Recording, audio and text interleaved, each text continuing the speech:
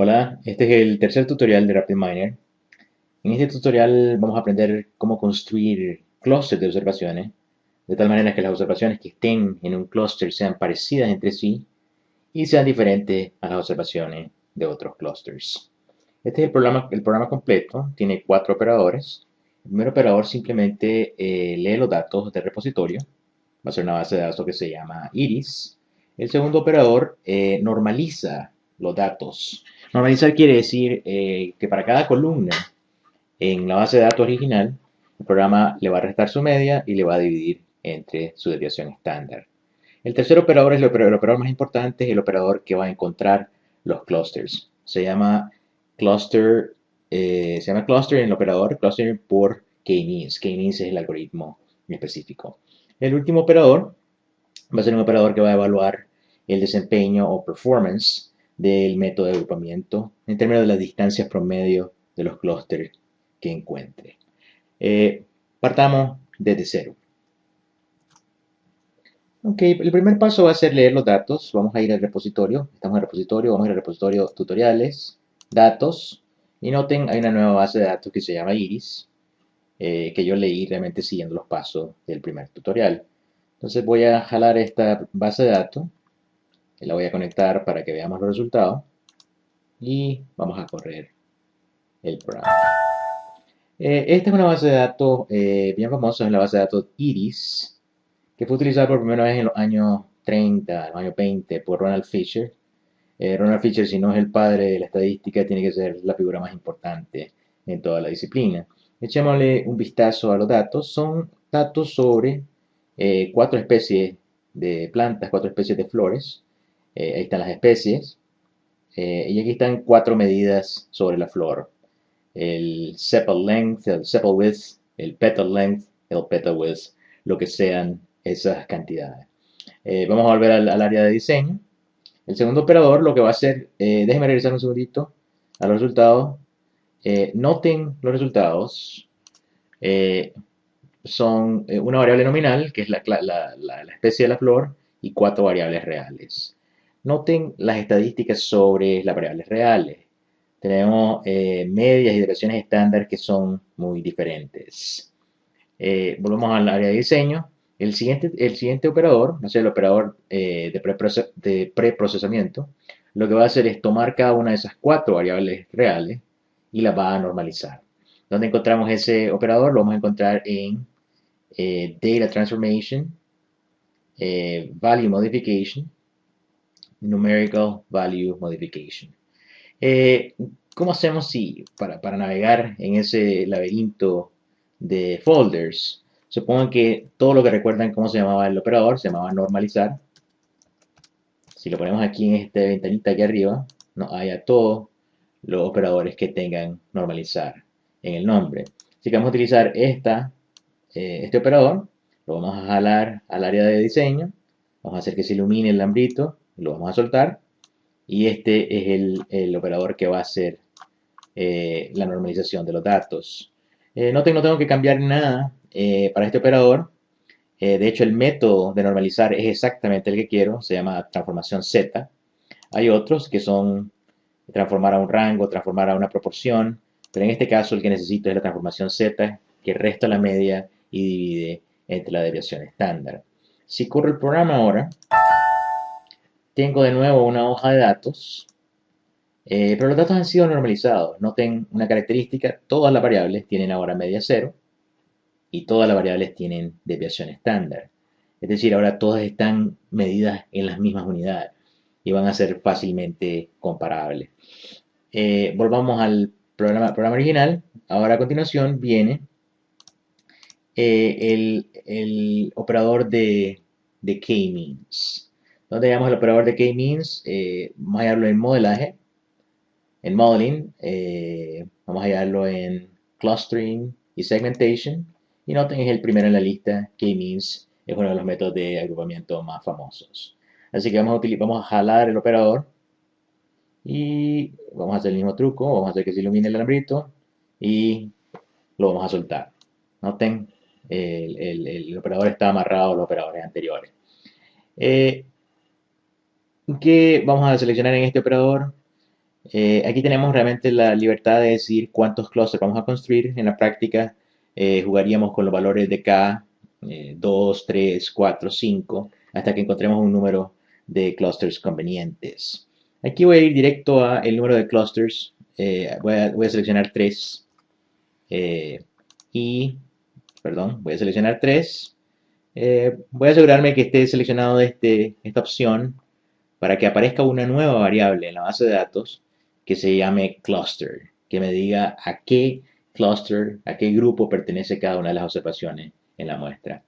Noten el operador tiene dos salidas, una salida que nos va a reportar el modelo y una segunda salida que no está conectada ahorita que nos va a reportar la base de datos normalizada más la nueva variable cluster. Si corro ahorita el programa sin atar el segundo link, solo voy a obtener el modelo. Déjenme correrlo. Tengo el modelo de clustering. Tenemos 3 clusters. Al primero pertenecen 50 items, el segundo 47 y al tercero 53. Noten, esta es una forma típica de contar en Computer Science. Comenzamos de 0, no de 1. ¿Qué más hay aquí? Están un view de folders, donde están realmente los IDs o de las observaciones que pertenecen a cada cluster. Tenemos un graph view, tenemos un center table. ¿Qué cosa es el center table? Lo que son es, para cada grupo formado, cluster 0, cluster 1 o cluster 2, reportamos las medias de todas las observaciones que pertenecen a ese cluster. Por ejemplo, para el atributo sepal length, el cluster 0 tiene una media de menos 1.01, el cluster 1 tiene uno de 1.13 y el cluster 2 tiene una media de menos 0.05. Entonces ya tenemos una idea de en qué se diferencian los clusters que hemos formado. Hay un gráfico de Centroid Plot View que me muestra, este es un gráfico que se llama eh, coordenadas paralelas, del que voy a hablar un poquito más adelante. Finalmente, annotations.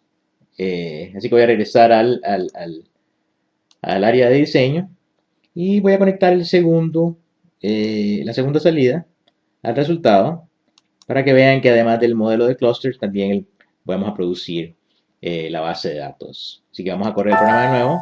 Tenemos el modelo de cluster que acabamos de discutir y tenemos realmente la base de datos normalizada y con un nuevo miembro aquí, con una nueva variable que se llama cluster. Si vemos la base de datos, lo que es la variable cluster es simplemente una membresía. ¿A qué cluster pertenece cada una de las 150 observaciones que tenemos? Las primeras son al cluster 0, la segunda aparece cluster 1, cluster 2 y así están mezcladas. Podríamos en este momento ir a Plot View, y aquí es donde les quiero enseñar este gráfico, se llama coordenadas paralelas. Seleccionen el plotter paralelo y en color seleccionen ya sea la especie o el cluster. Entonces, ¿qué es este gráfico? Este gráfico me representa en cada una de estos ejes, hay 4, las variables sepal length, sepal width, petal length y petal width. Entonces, el color lo que me permite es distinguir los distintos clusters. Por ejemplo, el cluster azul se caracteriza por tener el petal length más pequeño. Cada línea en este diagrama de coordenadas paralelas es una observación. Entonces, una observación, por ejemplo, la más alta tiene petal length 0, petal width 3, petal length, qué sé yo, menos 1, y termina en alrededor de menos 1. Entonces, las observaciones que pertenecen al clúster azul tienen el petal length más bajo. Tienen típicamente el sepal width más alto. Las otras dos, las verdes y las rojas, se diferencian más que todo por la verde tiene petal length un poquito más ancho que la roja y tiene sepal width un poquito más bajo que la verde. Vamos a regresar al área de diseño y voy a incluir el último operador, que es el operador que va a evaluar. el desempeño del cluster, del método de cluster en términos de la distancia de los clusters creados. Vamos a ir a evaluación, vamos a ir a performance measurement, vamos a ir a clustering y vamos a seleccionar cluster distance performance. Le hago doble clic y aparece en el área de modelaje, en el área de diseño. Miren, aquí a este operador le vamos a tener que incluir una base de datos y un modelo de clustering. Estos son estos argumentos que tenemos aquí. Vamos a desconectar aquí un segundito. Vamos a desconectar de aquí. Y aquí también. Voy a subirlo. Y vamos a ver. El primero es una base de datos. Eso es lo que es example. La base de datos es, aquí es el modelo. Y el segundo conector es la base de datos. Así que voy a jalar de aquí a example. Y el segundo insumo requerido para evaluar el desempeño del clúster es un modelo de clúster. Noten, si hago clic aquí, este es lo que sale de este conector. Así que voy a jalarlo de aquí para acá. Entonces ya está conectado. Y ahora, ¿qué quiero de este operador? Podría tener simplemente el desempeño del clúster, si corremos. Y tenemos lo que tenemos son las distancias promedio a los centroides del clúster. Para todas las observaciones, el promedio es 0.926. Ignoren este negativo porque distancias son positivas. La distancia promedio para el clúster 0 es 94.94, para el 1, 1.01 y para el último es 0.83. La distancia miden la calidad, si quieren, de los clústeres encontrados. Es decir, si encontráramos 5 clústeres para los cuales las distancias en cada uno de esos clústeres son muy pequeñas, habríamos encontrado un buen agrupamiento de las observaciones. Regresemos al área de diseño. La segunda conector de performance me va a producir la base de datos de nuevo. Chequeo. Tengo los performance y tengo el example set de nuevo con la nueva variable cluster y las variables originales especie, ID y las 4 variables numéricas. Regresemos y el último conector, conecto, corro, lo que me da de nuevo es el modelo de clustering que ya discutimos originalmente. Esto termina el tercer tutorial. Vamos a guardar el tutorial y lo vamos a llamar K-means básico. Voy a tener un siguiente tutorial en que voy a hacer unas complicaciones, unas variaciones sobre este programa. Pero vamos a cerrar este como K-means básico. Así que voy a irme a el área de diseño, me voy a ir a los repositorios y voy a guardar este programa en tutoriales, programas, y lo voy a llamar 03 K-means básico. Eso es todo.